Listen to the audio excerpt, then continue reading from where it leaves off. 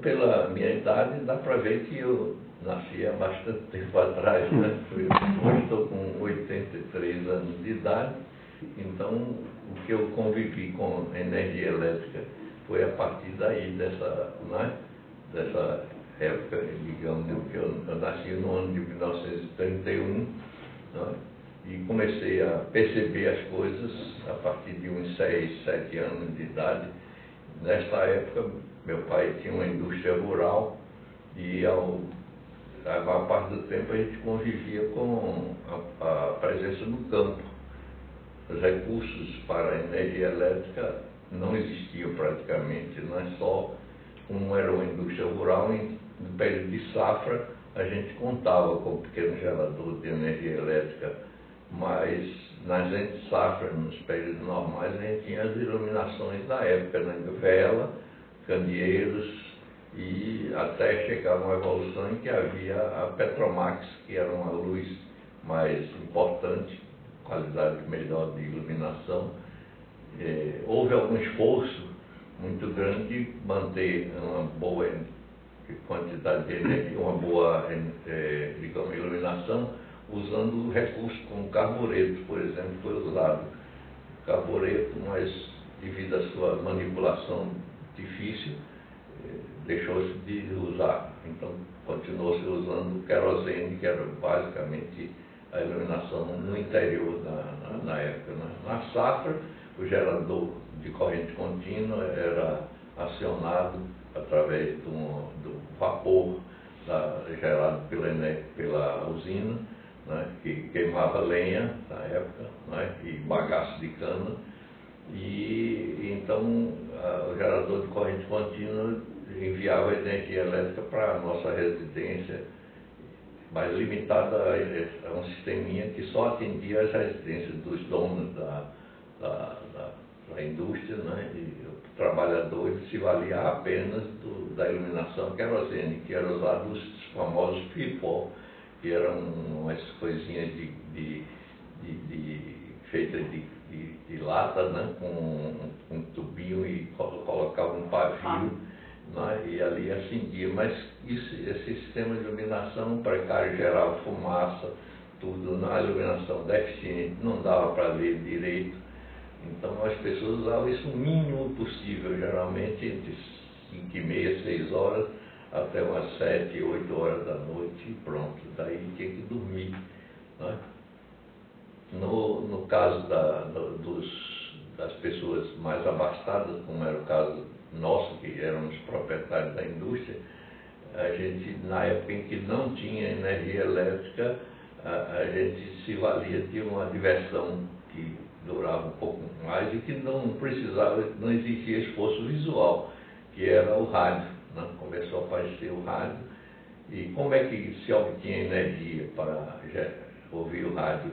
A partir de baterias de automóvel que eram carregadas em geradores que ou eram na indústria, no tempo da indústria, ou era uma pequena hidroelétrica construída não como hidroelétrica propriamente, mas com a roda d'água, que era um dispositivo que foi precariamente inicialmente digamos, utilizado, que as hidroelétricas do tipo moderna, que seguiam rodas especiais e construções mecânicas de melhor qualidade, não existiam ainda, ou pelo menos não eram acessíveis, né? Então a iluminação ficou. Nas cidades, a iluminação era também, digamos, gerada através de gás, eram distribuídas em corrente contínua, com as dificuldades inerentes a um sistema de distribuição em corrente contínua. Então, as iluminações às vezes eram deficientes, mal dava assim para um trânsito de uma pessoa num certo local, mas não dava nem para ler direito, não é? Então, só depois de muito tempo, então, é que apareceram a distribuição em corrente alternada e os recursos de disponibilidade de energia mais possantes que vieram através do sistema de Paulo Afonso, que começou a chegar para as cidades, né?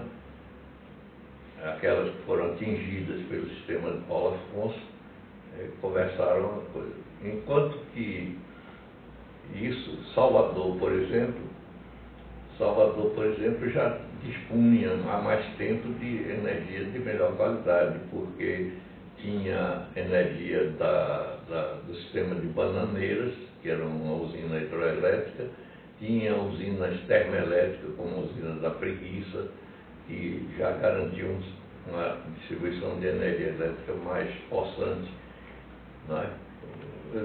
Na fazenda, a partir de umas 6 horas, havia um confinamento. As pessoas se prendiam às suas casas. Dificilmente havia um trânsito de pessoas entre um lugar e outro, porque não havia realmente recursos de iluminação. Quando se transitava pelo campo, uma necessidade qualquer, levava-se um candeeiro, porque não tinha outro recurso. Depois veio a pilha com a energia elétrica, aí melhorou um pouco. E as pessoas levavam uma pequena lanterna de pilha para transitar. Isso já nos tempos mais modernos, né? Por volta de 40 e pouco. A vida noturna era diferente, na cidade ou no campo, né? No campo, como falei, tudo era na base do candeeiro e da vela, e mais modernamente foi usada a lanterna com pilhas, né?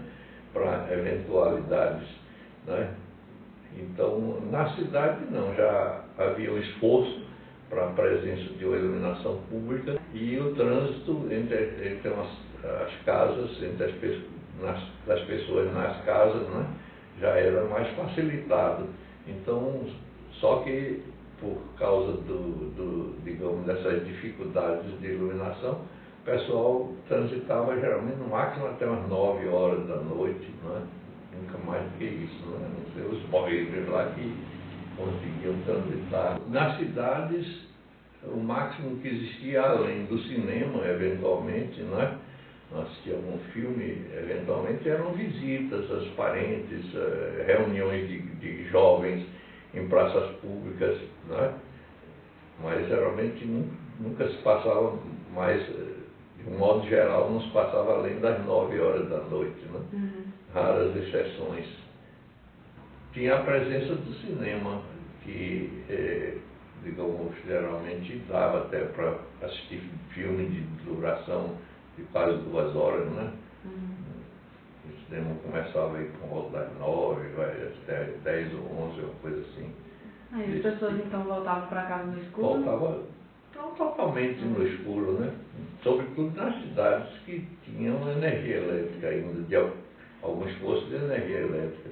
Porque tinha outras cidades que conviveram com a escuridão maior. Por exemplo, nós moramos em Ubatã, que era uma cidade, digamos, próxima à construção de uma usina hidroelétrica. Tinha o quê? De energia, um motor. E o motor, ele geralmente dava até um sinal, né, de interrupção, para as pessoas se prevenirem, dentro de algum tempo, voltarem para casa, que a luz ia zerar mesmo. A luz deu sinal, aí pronto, você tinha que correr e chegar em casa. Assim, as reuniões, né, tinham os bate-papos, as pessoas os adultos, pessoas de maior idade, ficavam conversando sobre aspectos, digamos, da família e tudo, e os garotos na rua reunidos, geralmente contando piadas, brincadeiras, né, fazendo brincadeiras. O pobre, ele geralmente só tinha um candeeiro, né, uma coisinha simples, digamos, nunca mais do que um candeeiro, né, enquanto que nas casas do rico tinham uns candeeiros mais elaborados, com vidro, com tubos, né, de proteção da chama e tudo, e ele provocava uma iluminação melhor, mas, digamos, custava mais caro, não é? E geralmente era assim uma diferença razoável, né? A quantidade de lâmpadas acesas geralmente era maior, né? Tinha mais candeeiros acesos. No caso do pobre, às vezes uma única luminária para resolver todos os problemas.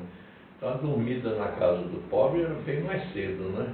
6h30, 7 horas, já o pobre estava se recolhendo, né? Enquanto que na casa do rico você ia até 9 horas, 10, né? E minha mãe possuía, porque os candeeiros foram evoluindo muito mais, em vez de iluminação, da qualidade até artística do candeeiro, né? Então, uns candeeiros bonitos, com cúpulas decoradas, entendeu? Uma coisa assim muito bonita, artística. E aquilo ali não tinha valor como iluminação, tinha valor artístico. E aí o meu tio ofereceu, ou melhor, minha tia, né, ofereceu à minha mãe a troca. A minha chegada a Salvador ocorreu por volta de 1943, 44, por aí, logo após a guerra, o término da guerra, né? E aí em Salvador a gente já sentia uma presença mais forte do uso da energia elétrica, havia uma disponibilidade maior de energia elétrica, me parece que toda, basicamente por conta de uma usina hidroelétrica chamada usina de Bananeira e também de usina termoelétrica, como a usina da Preguiça, que gerava energia a partir do óleo de baixo poder, o BPF, óleo de baixo poder de fusão, né? E isso garantia, digamos, a disponibilidade de energia elétrica a ponto de, digamos, ter uma iluminação já de boa, razoável qualidade, né? E até permitir coisas bonitas como a iluminação artística de postes de boa qualidade, de ferro, né? E luminárias, digamos assim, de cúpulas artísticas, né? Então ficava bonito, uma iluminação da Vitória com essas lâmpadas, né? Logo depois vem o sistema Paulo Afonso, que aí garantiu a presença.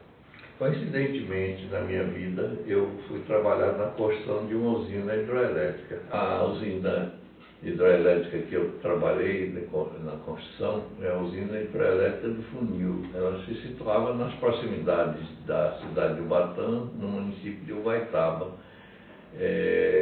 As principais cidades a abastecer, além da própria Ubatã, que estaria bem nas proximidades da usina, eram principalmente as cidades de Itabuna, Ilhéus, Ipiaú e Jiquié.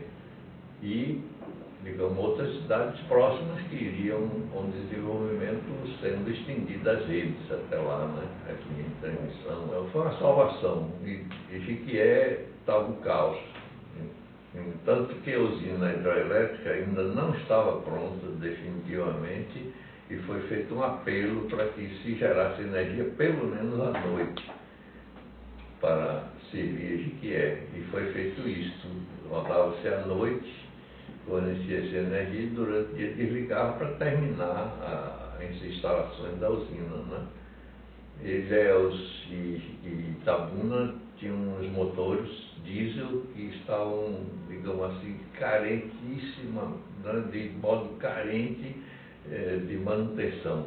Então, logo foi possível, foi fornecida energia para Itabuna e Ilhéus também, e desativados os motores diesel que forneciam antes a energia para a cidade. E aí foi totalmente, né, porque não havia limitação pela questão de luz. Ele ia para a cidade das meninas. Trânsito, hein? Ia para a cidade das meninas. Não podia passear, bater papo, entendeu? Nós ficar até mais tarde não tinha problema, porque o trânsito entre a rua e a casa era tranquilo com a iluminação pública. Mas conseguiu se adaptar bem a essa nova mudança, essas alterações? Facilmente, A Hoje em dia dorme mais tarde. Hoje foi aceita com muita satisfação, não é?